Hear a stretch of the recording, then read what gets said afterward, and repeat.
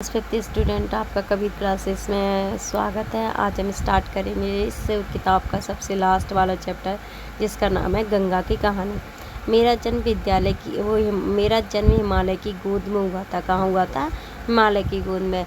नन्ही सी धारा के रूप में उत्तराखंड के उत्तरकाशी जनपद में स्थित गंगोत्री हिमनाथ के उस स्थान से निकली जिसे गौमुख कहा जाता है। गौमुख से थोड़ा नीचे गंगोत्री में ऐसा भव्य मंदिर है जहाँ देश भर से तीर्थयात्री आते हैं।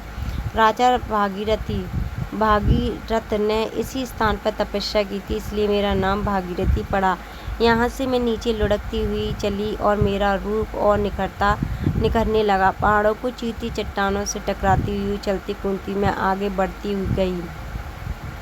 देवप्रिया में मुझसे अलकनंदा आकर मिली। ऋषिकेश पहुँचने पर मैं मैदानों में उतर गई। यहाँ मेरे किनारे पर साधु संत और महात्माओं के आश्रम, बहुत से नगर मेरे तट पर बसे हैं, कई कारखाने खुले हैं। इन सबको मैं ही पानी पहुँचाती हूँ। ऋषिकेश और हरिद्वार मेरे किनारे पर बसे बड़े प्रसिद्ध तीर्थ स्थल हैं। यहाँ प्राकृतिक दृश्य, वातावरण बहुत शांत, और हरिद्वार में हर जगह पर हर 12 वर्ष बाद कुंभ का मेला लगता है। हरिद्वार के पास से एक नहर निकाली गई है जिसे गंगा नहर कहते हैं। लाखों एकड़ भूमि को सींचती हुई यह नहर उत्तर प्रदेश के कानपुर जनपद पहुंचती है। मैं भी घूमती घामती कानपुर पहुंच जाती हूँ। कानपुर भारत का प्रसिद्ध औद्योगिक नगर है। क्या है? प्रसिद्ध औद्योगिक नगर है।